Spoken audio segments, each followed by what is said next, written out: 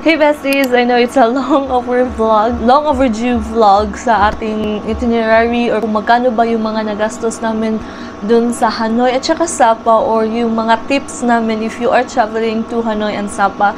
So maybe some of you guys is nakapunta na dun sa Hanoi at saka Sapa. I still want to share our experience and our itinerary and mga budgets kung magkano yung mga nagastos namin and all. Sa mga hindi pa nakapunta doon. We are from Cebu, so yung flight namin is Cebu to Hanoi. Sadly, walang direct flight, guys. Yes, if you are from Cebu, walang direct flight. So what we did is nag-via Hong Kong kami, although you have naman an options if mag-Manila kayo, via Manila. Pero, sa case namin, dung time na yun is, upon searching nga, is medyo mas nakatipid kami if we are traveling via Hong Kong. And yung airline pala namin dun, guys, is Cathay Pacific. So, first time namin dun, and we are so happy sa Cathay Pacific. Like, good yung experience namin, as in, ang ganda ng plane nila, guys, in all fairness. So, yun nga lang is, meron kaming 18 hours layover. So, it's not good advice if you have babies, if you are traveling with seniors, ganyan.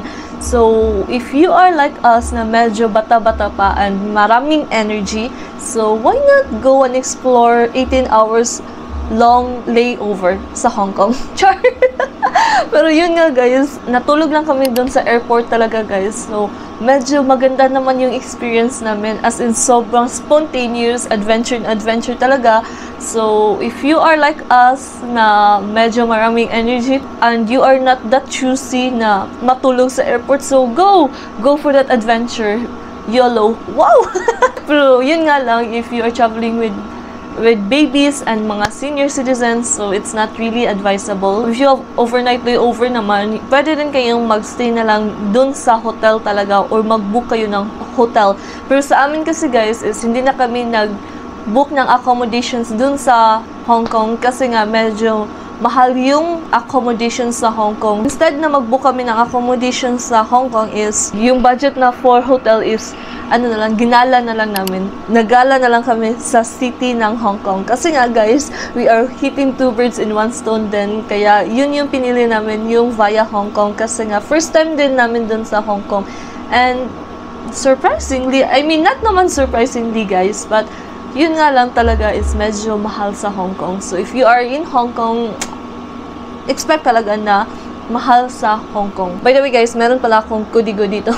So, I have here my laptop lang. So, ayun nga. So, January 14 is yan yung flight namin Cebu to Hong Kong. We have 14 or 19 hours layover sa Hong Kong. So, overnight layover siya. So, in the next morning is yan yung naggala kami sa city.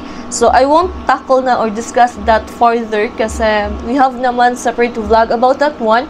So, you can check that one sa aming playlist. Meron kaming Vietnam Vlogs 2025, Hanoi and Sapa Vlogs. Yung flight pala from Hong Kong to Hanoi is 2 hours and 15 minutes. So, upon arrival, guys, medyo na-culture shock kami dun sa Noi Bai International Airport. So, Noi Bai International Airport is yan yung airport name sa Hanoi. So, medyo na-culture shock kami, slight lang, kasi, guys, medyo mahaba talaga yung pila ng immigration, as in, sobrang haba. Okay naman if mahaba, pero yun nga lang, guys, is medyo slow yung movement bitaw. Parang, it took us like 1 hour and more talaga dun sa immigration. And sobrang dead battery na, guys, kasi nga, gabi na yung flight namin from Hong Kong to Hanoi, tapos, wala pa kami masyadong tulog. So, yun lang talaga yung pros and cons if medyo mahaba yung layover nyo. And especially for us is nasa airport lang kami natulog. So, expect na talagang hindi ganun ka-comfy yung pagtulog namin talaga dun sa Hong Kong na airport. So, again, I'll set your expectations na lang. If you are traveling to Vietnam, medyo mahaba talaga yung pila ng mga immigrations na doon, guys. So, please bring your patience with you. And, by the way, nakapag-Vietnam na pala kami 2 times this year. So, first is Hanoi and Sapa. So, last April is nakapag Saigon. So, compare namin yung Saigon na immigration at saka Hanoi na immigration is, talaga, medyo mabilis yung galawan dun sa Saigon or sa Ho Chi Minh. Medyo Although mahaba din naman, pero mas mabilis siya compare sa Hanoi. So, yun yung na-observe namin. So, I don't know if siguro kasi sa Hanoi is gabi na kaming dumating. Pero gabi din naman kami dumating sa Ho Chi Minh or sa Saigon. So, I don't know if yung time is na-matter din, no? Upon arrival, immigrations, tapos kinuha namin yung mga check-in luggages namin, then nag-withdraw kami, so wala kaming cash na dinala, guys. Nag-withdraw lang talaga kami upon arrival dun sa Hanoi or sa Noi Bai International Airport. Yung bank pala namin na withdraw is dun sa Agri Bank, so I think minimum withdrawal nila, guys, is 3 million Vietnamese dong. In Vietnam, milyonarya kayo. Char! So, by the way, guys, if you are in Vietnam, yung currency pala nila is Vietnamese dong. Meron din silang withdrawal charge or fee. So, that's 22,000 Vietnamese dong. So, mura lang naman siya, guys. Equivalent lang siya sa mga around 50 pesos or 51 pesos, ganun. And then, after nung nag-withdraw kami dun sa Agribank is bumili din kami ng SIM card. So, yung SIM card pala namin is Viettel. So, I have a separate video about that one, guys. So, you can check our playlist dun sa Hanoi and Sapa Vlogs. Meron din kaming mga more details na vlog about dun. You can check them, guys. So, from Noi Bai International Airport is, ano pala kami, guys, napa-airport transfer kami or napa-pick up.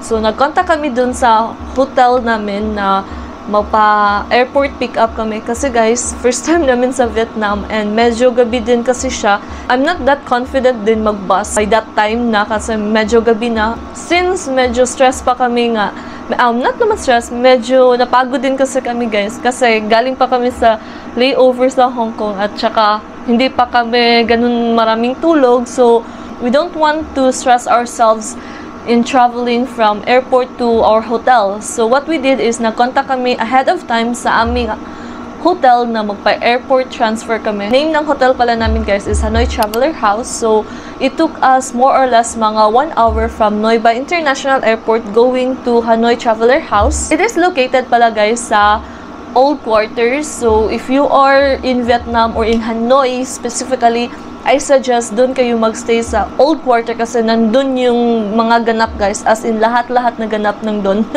So, if you want peaceful side, I don't know kung saan pwedeng magstay, pero if you are traveling talaga sa Hanoi, I suggest doon talaga kayo sa Old Quarter magstay. Mura lang din talaga yung mga accommodation, guys, as in. Meron din kaming separate video, guys, ng room tour dun sa Hanoi Traveler House. You can check them dun sa playlist. Nandun lang talaga lahat-lahat, guys, yung mga detailed vlogs. So, ayun, nakapag-check-in na kami. So, yung reception naman nila, guys, is 24 hours. So, you don't need to worry if gabi na kayong dumating or madaling araw. So, they accept guests naman 24 hours. After nag-checking in is nag-settle down kami lahat-lahat and then gumala agad-agad, guys.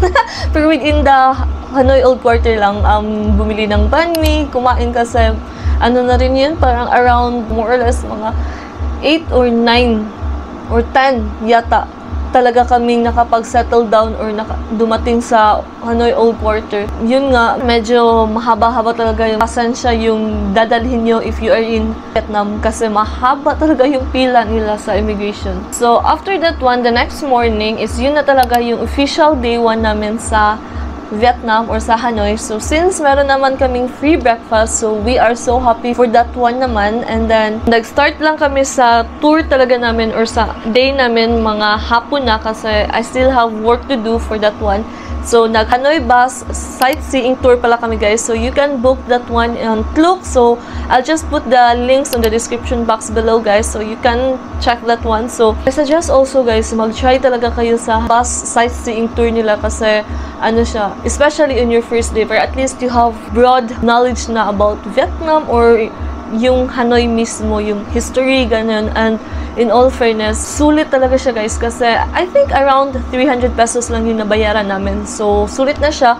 I think that's 1 hour na bus ride. So, sightseeing tour talaga siya, guys. In literally, sightseeing bus tour lang talaga siya. So, hindi kayo makapag-baba sa bus while nasa tour kayo. Kasi nga, sightseeing lang talaga siya. So, after namin dun sa Hanoi bus sightseeing tour is nagdiretso kami sa St. Joseph's Cathedral. And then, after dun sa St. Joseph's Cathedral is pumunta kami sa Train Street pala, guys. So, naglakad lang kami from St. Joseph's Cathedral going to Train Street. In all fairness to us, hindi kami naligaw. Nag-Google Map lang talaga kami guys going there. Also, nakapag-try din kami sa Popeyes. First time namin yun. So, I guess meron naman yan sa Manila. So, since we are from Cebu, wala yan sa Cebu guys. So, first time namin yung Popeyes. So, nakapag-dinner kami after namin St. Joseph's Cathedral. Malapit lang naman siya sa St. Joseph's Cathedral.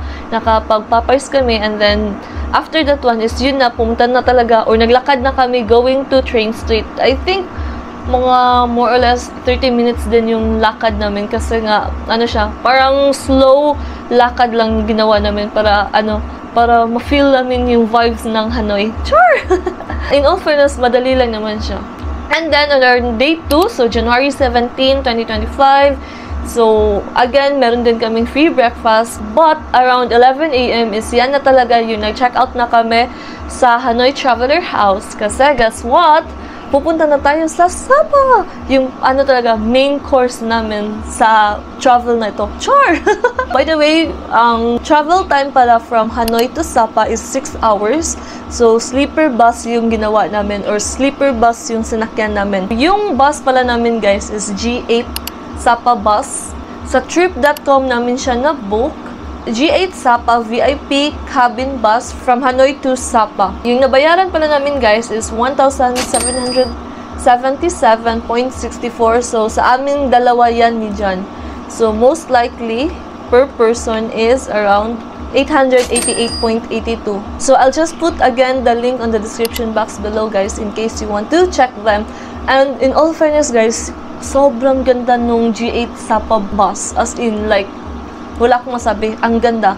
Meron siyang parang TV. So, meron din siyang parang massage chair. Pero, we didn't utilize that one. Natulog lang talaga kami guys sa biyahe namin kasi medyo, siya, parang lipong bitaw siya going there. So, meron din kaming separate vlog about that one. You guys can check that one lang if you want to visualize or makita kung ano yung mga nangyari namin doon sa G8 Sapa bus. So, upon check-out namin dun sa Hanoi Traveler House is, since G8 Sapa bus yung pili namin na sleeper bus is, meron pala silang free pick-up sa hotel guys. So, from Hanoi Traveler House, meron silang parang van na nag-pick up sa amin going dun sa bus mismo kung saan nakalocate yung G8 Sapa bus. Free naman siya, so it's very convenient talaga guys. As in, for the price na 888 siya, sulit na talaga siya guys. Imagine, free pick up siya sa hotel nyo, tapos 6 hours siya na ride, tapos upon arrival pala namin dun sa Sapa is free yung shuttle van going to hotel naman namin. So, very convenient talaga. Like, hotel, free pick up, going to meet a place kung saan nandun yung bus. Nagbiyahe na kami going to Sapa. So, from Sapa, upon arrival sa Sapa, kung saan yung parang may bus stop lang talaga from Sapa, is meron naman kaming shuttle bus na sinakyan. Going na naman sa hotel. So, very convenient talaga guys for only 888. May nakasabay kasi kaming mga Filipino din guys doon sa Sapa, no? And sadly, yung bus na sinakyan nila is walang free pick up doon sa hotel. So, I find it inconvenient. I guess mga around 6 p.m. or 7 p.m. yata kaming nakarating doon sa Sapa. Yun nga, free drop-off kami sa hotel. Yung name pala ng hotel namin dun sa Sapa guys is Fongnam Hotel, so which is very famous siya sa Filipino kasi nung nagstay kami dun guys, as in mostly mga Filipino yung mga nagstay doon. Especially nung nag-breakfast kami kasi actually meron siyang free breakfast pero yung nabook ko na accommodation is walang free breakfast. So, nag-pay na lang kami, I think mga 70,000 Vietnamese dong yata yung breakfast if you want na mag-breakfast dun sa hotel.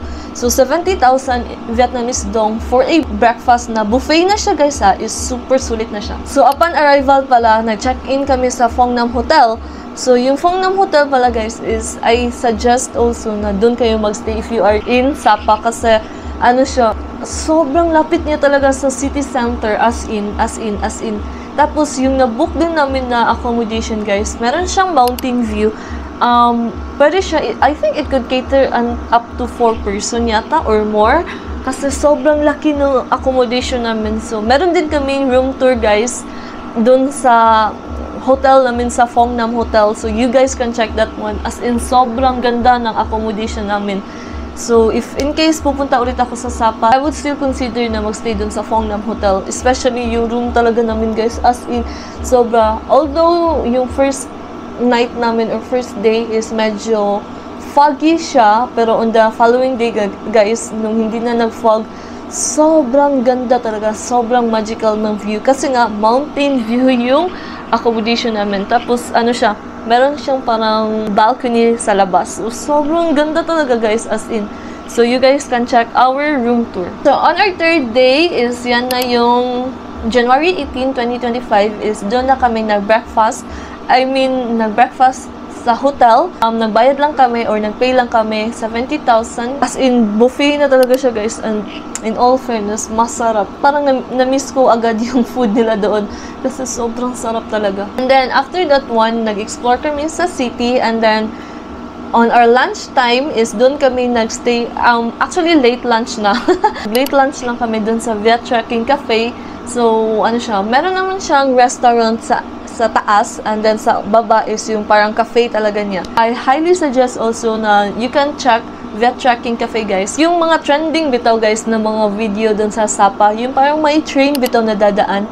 So, basically, yan yung view mo if you are in Viet Trekking Cafe. So, if you want to sightseeing sa Sapa, tapos may train na dadaan, yung doon kayo magstay sa Viet Trekking Cafe. You can order naman mga drinks lang, merong cafe, ganyan. May egg coffee. So, egg coffee is a must try if you are in Vietnam. Meron din silang teas, ganun. And in all fairness sa Vietnam, guys, no, ang mura talaga. Although yung Viet Trekking Cafe, if dito yan sa Pinas, ha, tapos ganyan yung view mo. Let's be honest, sa Sapa is, dumami yung tourist talaga sa Sapa or sa Vietnam. So, if dito yan sa Pinas, guys, parang ang mahal na dun sa restaurant nila. Pero, since we are in Vietnam, ang mura lang, in all fairness. Reasonable talaga yung mga prices nila. Kahit ano siya, parang bonggang restaurant na yun, kahit bongga na yung cafe na yun, medyo mura lang talaga siya, guys, as in. So, you don't need to worry if you are in Vietnam, guys, kasi parang food trip talaga yung gagawin nyo. Kasi, guys, ang sarap kumain sa Vietnam. Kasi nga, mura lang talaga. And, ang sarap. Wala akong masabi. On our day 4 sa Vietnam, is yan yung nag-explore kami sa Cat Cat Village. And then, unlock din namin yung another bucket list namin, guys, na mag-try yung Vietnamese or I forgot the name, yung parang traditional costume nila. Ao Dai yata yung name nun. Basta yung Ao Dai. Ao Dai pala yung traditional dress na sinuot namin dun sa Cat Cat Village. So, if you are in Vietnam, guys, if you are in Sapa, I suggest, guys, doon kayo mag-try magsuot ng Ao Dai doon sa Cat Cat Village kasi sobrang ganda ng Cat Cat Village, in all fairness. I'll set your expectations. If you are going to Cat Cat Village, medyo, not senior friendly kasi, marami talagang stairs, guys. Advantage lang if you are going down kasi nga stairs lang, sobrang easy, as in sobrang dali lang. Pero if you are going back na, if uuwi na kayo, guys, as in sobrang daming stairs, guys, as in literally wala, sobrang dami lang talagang stairs. So I'll set your expectations lang that one.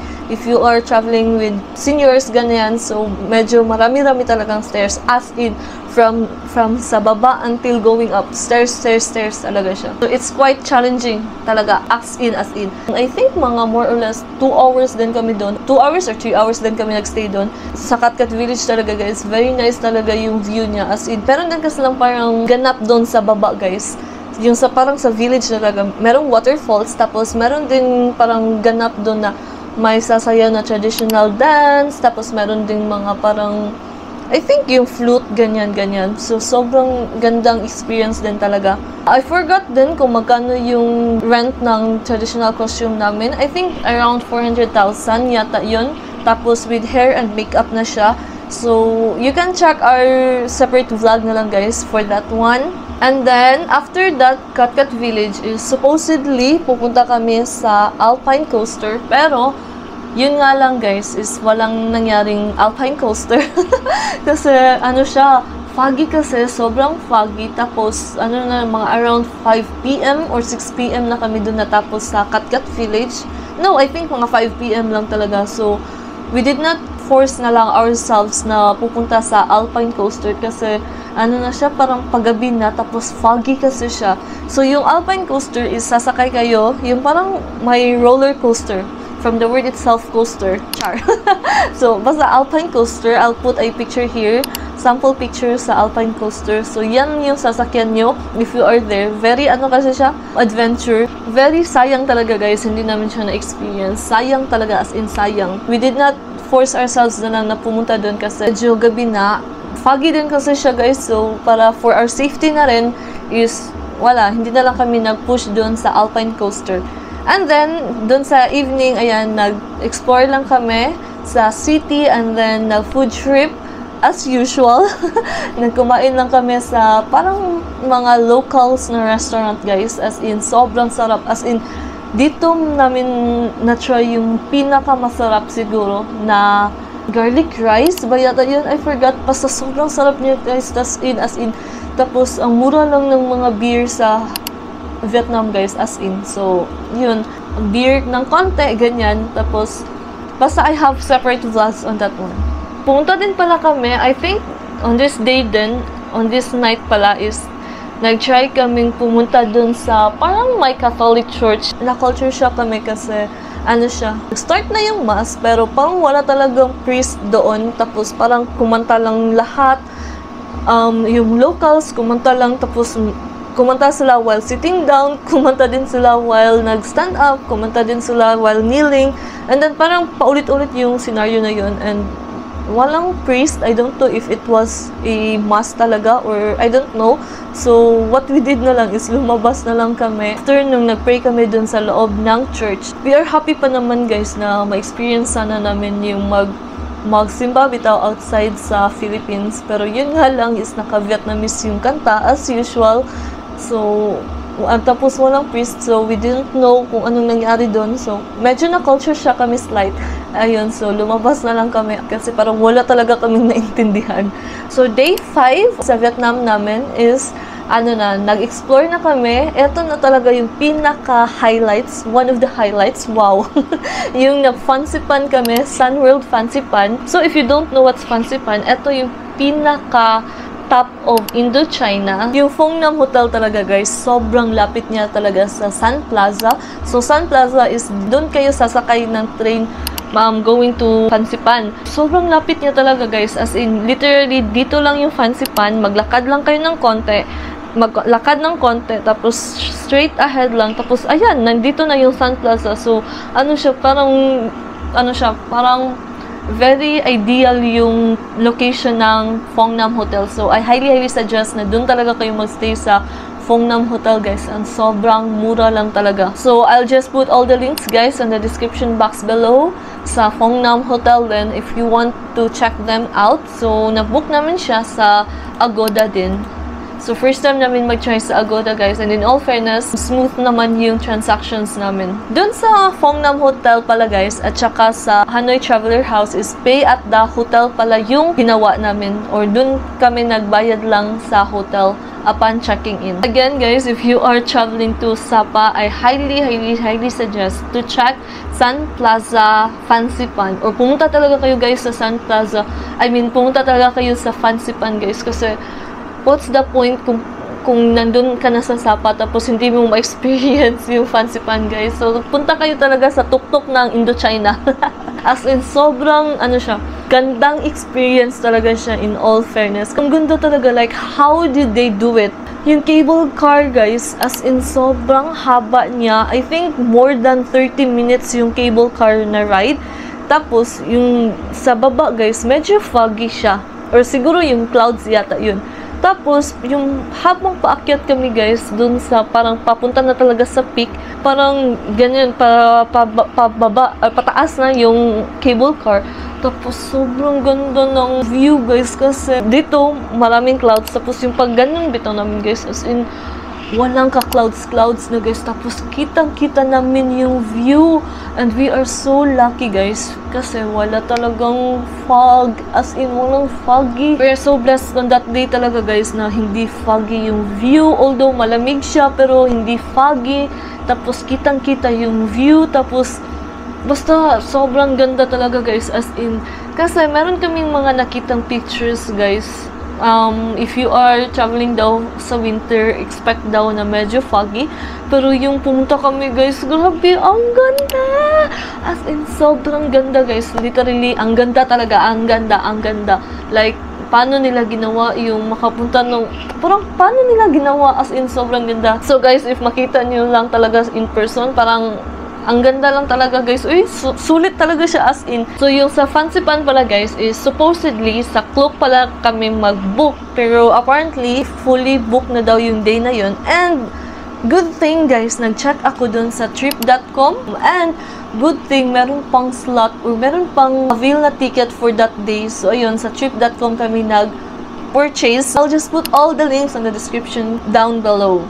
If you want to check again the more detail on that vlog, so meron din naman yun on our separate video, so you guys can check that one lang. Who owns Sun World? Vietnam. Kasi guys, sa mga tourist spots sa Vietnam, meron din kasi sa Bana Hills, yung Sun World. Ang bongga din. Tapos yung sa Fansipan, ang bongga din. Parang ang yaman naman ito. Eh? Sun Group is dedicated in making Vietnam a prosperous nation, enhancing the quality of life of the locals and promoting to the world the beauty of Vietnam. Wow. So, ayun, after dun sa Fansipan is nag-chill ulit kami, bumalik ulit kami, guys. We did not give up talaga. Pumunta ulit kami sa Viet Trekking Cafe. So, nag-chill ulit kami dun. And good thing, finally, hindi siya fog nung pumunta na kami dun sa Viet Trekking, and nakita na namin yung dumaan na train.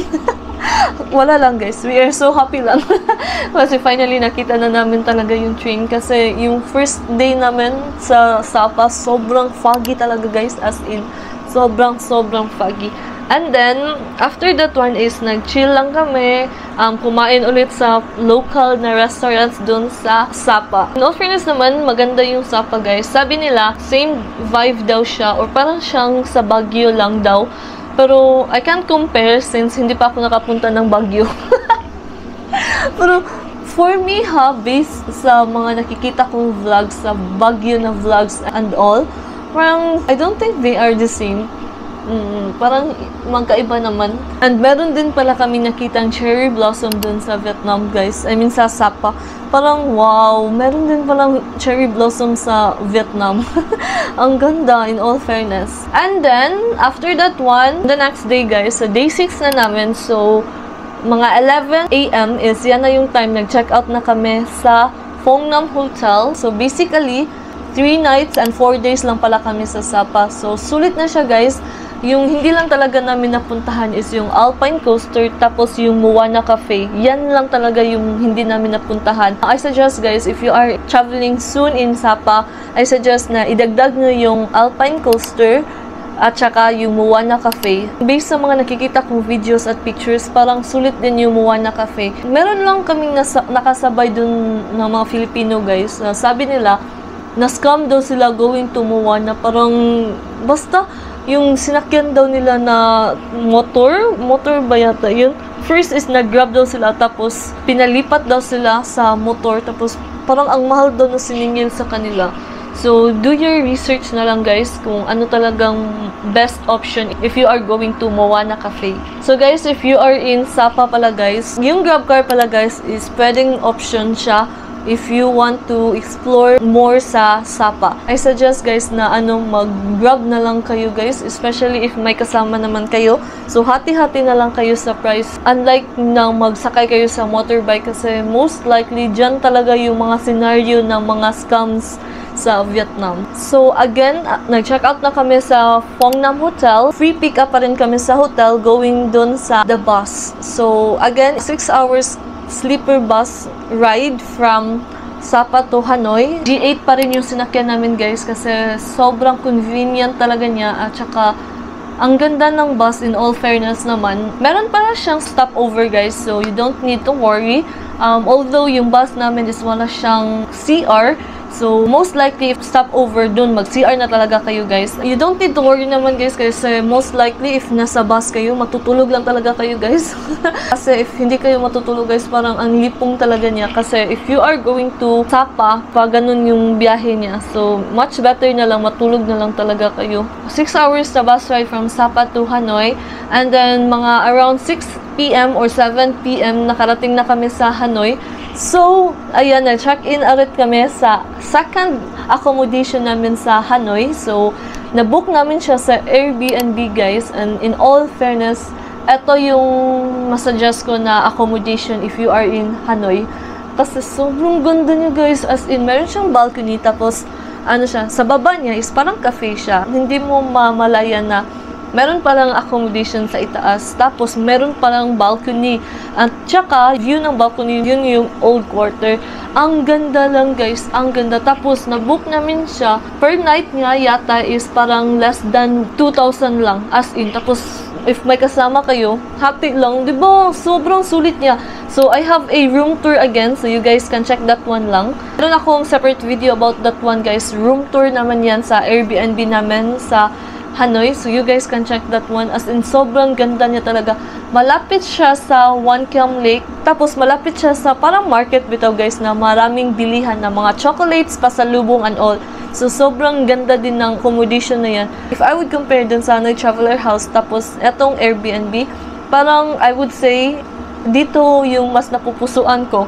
I'll be honest, dito yung mas napupusuan ko sa Airbnb na ito, guys. Kasi ang ganda niya talaga. Modern yung accommodation. Since it's an Airbnb, pwede kayong makapagluto. Ayan. So, parang feel at home mo talaga. Tapos, yung location-wise niya, guys, ang ganda din. Tapos, merong balcony kasi. So, parang for us, plus point siya. If you want sightseeing lang sa old quarter, so, lalabas ka lang sa balcony mo. Tapos, yun, chill-chill ka lang doon. So, diba, mas nagandahan kami doon sa Airbnb. If pupunta ulit ako sa Hanoi, yun yung accommodation na, for sure, yun talaga yung accommodation na pag-rent. Supposedly, guys, yung Airbnb na to is yan sana yung accommodation namin upon arrival doon sa Hanoi. Pero those dates kasi, guys, yung arrival namin sa Hanoi is ano siya, fully booked na siya. So ayun, we opted na lang sa Hanoi Traveler House. Good deal naman yung Hanoi Traveler House, pero mas mura lang yung Airbnb na to. Tapos for the price talaga, guys, parang naka-premium ka. Ganon yung level. For us lang yun. Basta for the price talaga, guys, as in sobrang sulit niya. And like for example, may kasama kayo tapos hati pa kayo sa accommodation. Di ba? Parang mas naging sulit pa talaga. Tapos pwede kayong magluto. Parang kang nasa bahay lang ba? Home away from home. I would say na yan talaga yung mas nakaganda if you are staying in an Airbnb.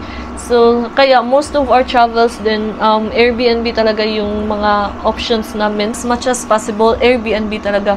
From Taiwan, nag-Airbnb kami. Tapos sa Thailand, Airbnb din. So, dito sa Hanoi, nakapag-Airbnb din. Then, sa Sapa lang talaga, guys, parang mas kampante ako if sa hotel magstay sa Sapa. Good thing naman, wala kaming mga any challenges or issues when booking sa Agoda. Upon arrival is na-acknowledge naman na nakapag-book kami. Medyo at risk din, no, if you are booking sa Agoda kasi may mga nabasa ako na upon arrival daw nila, hotel didn't acknowledge. Good thing sa amin is walang issue talaga as in. So, we are so happy naman na smooth lang talaga lahat-lahat. So, after nung nag-check-in kami, guys, is ayan, nag-dinner na kami. Nag-explore sa old quarter again. So, nag-dinner kami. Yan yung parang na-try na talaga namin. Yung parang mag-stay bitaw sa labas, guys. Yung parang restaurant. Tapos, merong alfresco sa labas. Tapos, merong mga maliliit na upuan bitaw. So, nag-stay kami doon. Actually, yung na-try namin is Japanese na restaurant. Parang nag-crave lang kami na ramen and all. So, sulit naman siya. Tapat lang talaga siya sa aming accommodation. So, merong cafe dito, guys. So, nasa second floor kami. Tapos, yung katapat niya is, yan na yung parang may Japanese restaurant. Parang lumabas lang talaga kami, guys, para mag-dinner and then nag-explore ng konti. So, dyan din is na-explore namin or napuntahan namin yung famous na Shark Jaw building pala. Oh, so dyan napuntahan namin yung Hanoi Shark Jaw na building. Parang may nabasa pala ako, guys, na I think mag-i-demolish na yata. Approved na pala, oh. Hanoi authorities officially approved plans to demolish the Shark Jaw. Oh my gosh! So, legit pala yung nabasa ko. Well, guys, I'll put the picture over here. Yan yung famous din na Shark Jaw sa Hanoi.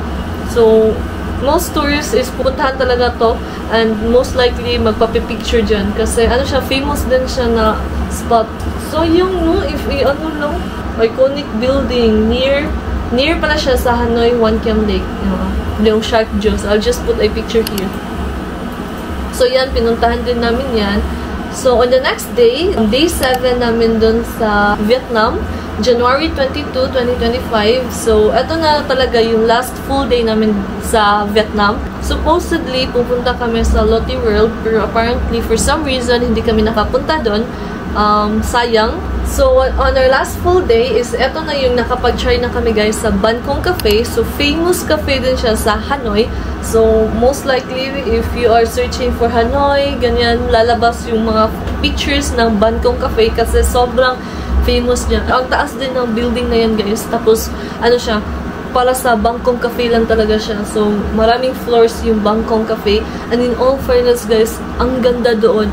Tapos, for us sa location-wise, tapos famous na siya na cafe, pero parang mura lang talaga yung mga bilihin dun guys, as in yung mga cafe, parang sobrang reasonable talaga yung price, as in. For us, parang mas mahal pa nga dito sa Philippines compare doon, tapos ang ganda na. Yun lang talaga yung na-observe namin. And then, after that one, lakad lang kami ng konti. So, since maginaw naman sa Hanoi kasi winter season kami pumunta, so, advantage na maglakad-lakad lang sa city. Lakad lang kami ng konti, papunta dun sa Wan Kem Lake. Tapos, dun na kami guys, sa Wan Kem Lake pala guys, is dun kami na-scam. Akala namin guys, hindi kami ma-scam. Pero on our last full day, dun pa talaga kami na-scam. So, ito yung nangyari. Supposedly, maglakad lang talaga kami going to Wallo Prison Museum pala sana kami pupunta. So, yan yung next option or next namin na pupuntahan after dun sa Ban Công Cafe, guys. So, since naglakad kami going sa Wan Kem Lake, so may nakita kaming yung parang same bitaw sa Japan, cyclo ride. So, nag-try kami niyan. I'll just put a picture para ma-visualize niyo. So, nagsakay kami niyan, guys. Meron siyang sinabi na eto daw yung babayaran namin na price. I forgot lang kung magkano. I think 200,000 Vietnamese dong yung sinabi niya. Akala namin sa aming dalawa na yan ni John.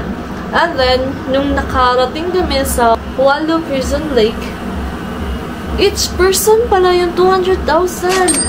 Like, nabudol talaga guys. Tapos 200,000 Vietnamese dong. Like, ang mahal. For that ride lang, siguro if nag-grab lang kami guys, parang less than 100,000 Vietnamese dong lang yung babayaran namin kasi medyo malapit lang naman siya. And then, yun nga, wala tayong choice, nabudol tayo. Hindi na lang kami parang nag-argue talaga guys kasi natakot na din kami.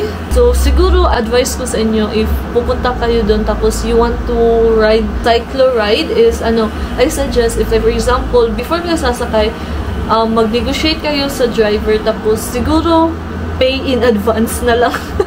Mag-pay na lang kayo o magbayad na lang kayo guys kung magkano talaga yung babayaran para once na nakarating kayo, parang fix na ba? Nakaset na yung expectations ng driver tapos safe na rin yung sa inyo kasi tapos na kayong nagbayad. Siguro, I think that way it will work. Siguro para iwas scam. Pero most likely guys, parang talaga siya, tourist trap siya. So, after dun sa Wallo Prison Lake, very nice din yung experience namin guys. As in, kasi Wallo Prison Relic is, more on history talaga yung malalaman mo dun sa spot na yun. Na-experience talaga namin guys yung gaano ka brutal yung parang way of prison talaga nila. Ganun. Parang namin yung matutunan. So, sa amin guys is nag-grant kami yung parang radio guide, something like that. I think 100,000 Vietnamese dong yung per person if you want.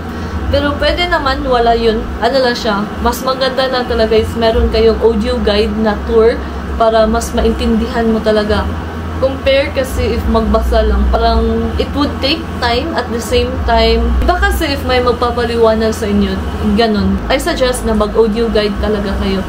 Sa Hualo Prison Relic is meron para siyang entrance fee. That's around 50,000 Vietnamese dong per person. Tapos, another 100,000 Vietnamese dong yung sa audio guide. So, most likely yung nabayaran namin per person is 150,000 Vietnamese dong. So, if hindi kayo nag-grant ng audio guide is, basically yung 50,000 Vietnamese dong lang talaga yung babayaran niyo. And then, on the evening guys, is eto na yung nag-explore kami ulit dun sa mga market for pasalubong, yung may mga chocolates. So, ayan, dun na kami bumili ng mga pasalubong namin. So, very near lang talaga siya sa accommodations namin guys. As in. Tapos, on our last night pala guys sa Vietnam is dito namin na-discover yung Circle K. So, parang siyang 7-Eleven guys. So, yun yung parang another options if you want na magtipid talaga guys ng bonggang-bongga. Marami talagang options guys sa Circle K. Sarap din naman yung mga foods nila in all fairness. Tapos, mura lang talaga as in. Sayang nga kasi sa last full night talaga namin siya na-discover. So, ayun, ang ganda lang. Sulit sa Circle K, guys. After namin sa Circle K, nag-ikot na bumili ng mga chocolates, pasalubong and all, is bumalik na ulit kami sa aming accommodations. Tapos, na-freshen up, natulog and all. Tapos, on the next morning, sobrang aga namin, guys, kasi I think mga 7 a.m. or 8 a.m. is nag-check out na kami. Early check out, actually. Kasi, flight na namin going back to Hong Kong guys before going back to Cebu. So, yung flight kasi namin pa Hong Kong is 7 a.m. Again, meron kaming 20 hours layover na ulit sa Hong Kong. So, overnight layover din siya. Nung pagbalik pala namin dun sa Nueva International Airport guys is medyo mahaba din pila talaga sa immigration. Tapos, as in, sobrang haba ng pila for, bitaw guys, yung parang sa security check at saka sa x-rays, ganyan. In-observe din namin dun sa Vietnam guys, sobrang strict nila when it comes to security check at saka sa mga for x-ray. But most likely sa ibang bansa or kahit dito sa Pinas, yung na to parang tatanggalin sa x-ray, diba? So sa kanila talaga, tanggal talaga lahat. Even yung relo nyo, tanggal talaga. Even yung shoes nyo talaga guys, tanggal talaga. As in, literally lahat. Tanggalin nyo talaga. Even yung mga belts nyo, as in, ganyan. Dito mo talaga matcha-challenge yung fastest 1 minute ng life mo. Sure! Dito sa airport ng Vietnam. So, ayan, na-delay kami. Actually, na-delayed yung flight namin. Supposedly at 11 a.m. So, na-move yung flight namin to 11:45 or 12 noon na yata yung flight namin. So, ayan, bumalik ulit kami sa Hong Kong. So, eto na yung nakapag-Disneyland kami. So, medyo short lang talaga yung time namin sa Disneyland. Okay, at least we experienced Disneyland for the first time. So, I won't discuss further on that side na kasi parang ibang discussion na yan or parang side quest lang kasi yung Hong Kong guys. But we are so happy pala na, share ko lang, but we are so happy na experience namin yung momentos dun sa Hong Kong Disneyland. Yeah, thank you Lord. Ano siya, parang another bucket list unlock. So, ayan siya. Meron kaming 20 hours layover sa Hong Kong. So, ayan na, bumalik na. Or, on the next day na, January 24, so, yan na yung flight namin from Hong Kong to Cebu. So, around 11 a.m. dumating na kami dito sa Cebu. So, I think that's all for our itineraries. Basically, guys, lahat ng nalista namin na itinerary is napuntahan naman namin, which we are so happy for that one. Except for the two lang talaga. First is yung Alpine Coaster sa Sapa at saka sa Moana Cafe. So, yun lang talaga yung dalawang hindi namin na-experience. But overall, guys, sobrang sulit siya as in. For me, guys, siguro if pupunta kayo sa Hanoi tsaka Sapa, I think ito naman talaga is famous na ginagawa ng mga tao. Upon arrival, magstay muna ng mga 1 night or 2 nights sa Hanoi. Tapos, after that one is doon na magstay more nights sa Sapa. Tapos, after Sapa is babalik ulit sa Hanoi, magstay ng 1 night or 2 nights yan before going back. So, that works for us naman. Siguro, if for you, like for example, especially if you are from Manila, since meron namang direct flight to Hanoi, parang it's nice din na once darating kayo sa Hanoi, like for example, mga early morning, pwede din na diretso agad kayo sa Sapa para after Sapa, pupunta kayo sa Hanoi, doon na kayo magstay ng longer sa Hanoi. I think that works well naman. Pero sa amin kasi is medyo galing pa kami sa Puyatan from layover sa Hong Kong. So yun, nagstay muna kami ng 2 nights sa Hanoi before going to Sapa. Basically, 4 nights sa Hanoi, 4 nights sa Sapa. So, next is, eto na yung mga nagastos namin doon sa Vietnam namin sa Hanoi and Sapa. Kung ano pala namin guys, medyo mahal talaga yung plane ticket. Yan lang talaga yung medyo challenge doon. Although nakamura kami, pero mahal pa rin talaga. So, hotels and activities. So, ayan. Sa Hanoi Traveler House, ito yung first na hotel namin sa Hanoi. So, sa Old Quarter siya. So, that's 4,500 pesos. 2 nights na yan. So, sa amin, dalawa na ni John. So, naghati kami. So, yan. 4,500. Tapos, sa Fongnam Hotel, so, yung sa Hanoi Traveler House, guys, ano siya, free breakfast naman. So, I know, medyo mahal siya compare sa nabook namin na Airbnb. Then, next is Fongnam Hotel. That's already good for 4 nights. So, that's 7,900 pesos. Actually guys, good for 4 person yata to, as in, imagine if 4 kayo. Diba parang ang sulit niya? So, let's say 4 kayo. Oh, tingnan niyo, tag 1,975 lang kayo. Tapos, ang ganda na ng view. Meron pa kayong balcony, tapos mountain view na. So, let's say 4 kayo guys ha. So, that's 1,975 for whole duration na yan ng 4 nights. Imagine, ganyan siya kamura, as in. Tapos, yung location-wise, I highly suggest, as in, sobrang lapit niya sa Sun Plaza, sobrang lapit niya sa city center, as in. By the way, sa Hanoi Traveler House, tapos sa Fongnam Hotel is Agoda kami nag-book. So, pay at the hotel. And then, yung bus or sleeper bus, that's G8 Sapa bus. So, Hanoi to Sapa, good for 2 person, that's 1,777.64. So, ano ba siya? Hanoi to Sapa. Then, pabalik, Sapa to Hanoi, that's another 1,777.68. So, that's good for 2 person again. And then, Hanoi sightseeing tour, yung bus tour, that's 665.40. So, that's good for 2 person na. So, sa amin na yan ni John. So, that's 1 hour na bus tour. Sightseeing bus tour. So, eto sa Fancy Pan, sa amin to, dalawa ni John. So, medyo pricey, I know. Pero, sulit siya kasi kasali na yung round trip na cable car, monorail, tapos yung parang one-way up rail, tapos yung entrance fee and all. So, kasali na siya lahat-lahat. So, that's 5,228.58. Sa amin, dalawa na yan ni John. I think yan lang yung mga activities na binook namin in advance. Yung bus tour, Sunworld Fancy Pan, tapos yung mga sleeper bus, tapos hotel. Then, dun pala sa Airbnb, guys, yung second na accommodation namin dito sa Hanoi is, for 2 nights, is 2,747.18. Imagine guys, that's for 2 nights na ha. Then yung nabayaran namin dun sa Hanoi Traveler House is 4,500. Tapos dito is 2,747 lang. Parang best option din itong Airbnb na to guys. Tapos ano na siya ha, 2 nights. Tapos sa amin na yan, dalawa ni John. So kung maghati kami, that's only 1,373.59 per person. Imagine! Diba? Grabe! Wala akong masabi sa Airbnb na yun. Sobrang sulit talaga, as in. So, I highly suggest that Airbnb, guys. Sobrang smooth lang. Tapos, ano siya, they give us lang instructions sa check-in, ganun. And everything is smooth naman, in all fairness. So, ahead of time, they give us lang instructions kung paano mag-check-in. Ayan, so they gave us the passcode and all. Yung door niya is, ano siya, naka-passcode. So, they give us the passcode lang, ayan. So, smooth naman, in all fairness talaga, as in. There's an accommodation talaga, guys, na isasuggest ko sa Hanoi. Etong Airbnb talaga, guys. As in, grab that opportunity, guys. If in case na sa travel nyo is, hindi siya fully booked, doon, ano kayo? I suggest talaga dong Airbnb na yun.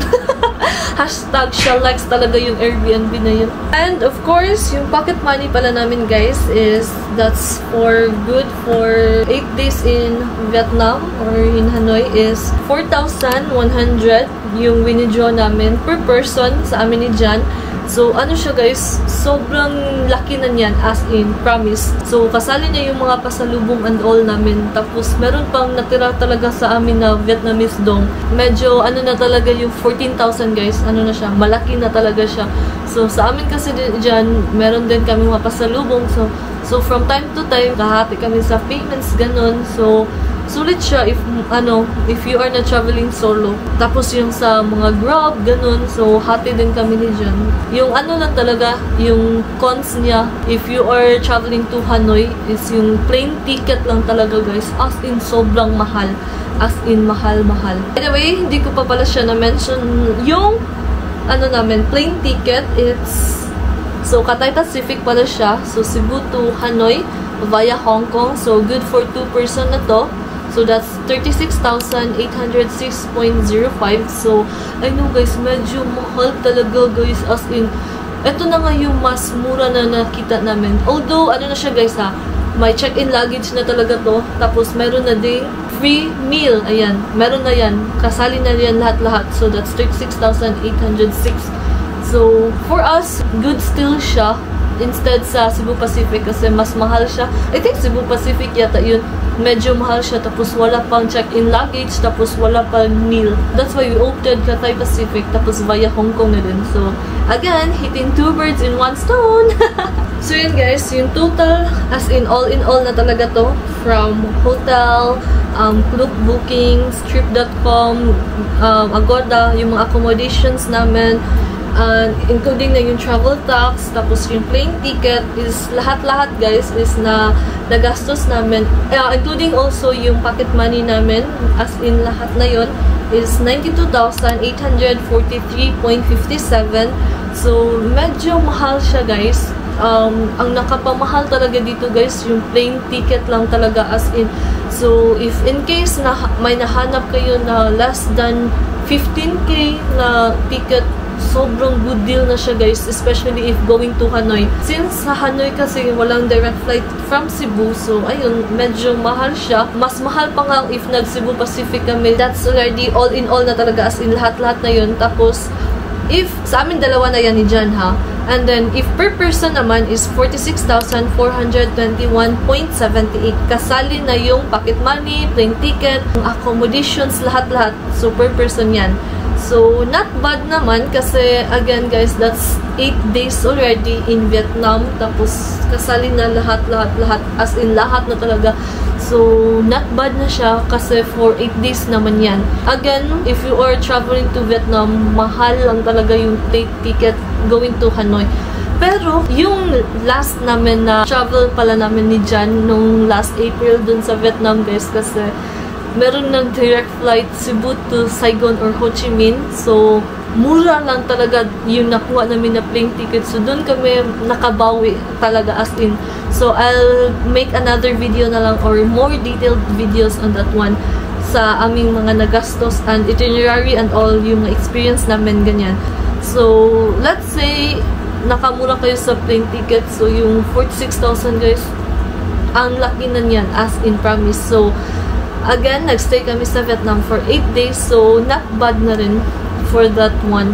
So, I guess that's all guys. Na-topic ko na lahat. Itinerary, mga budgets and all. Expectations, ganyan. Comment down below guys if you have more questions. I'll answer them as much as I could. So, I guess that's all guys. All the links I'll be posting down below. So, you can check them guys. And I'll see you guys in the next one. Bye guys! Don't forget to like, subscribe, and comment down below. If you have more questions, I'll answer them as much as I could. So, that's all guys. I'll see you guys in the next one. Bye guys!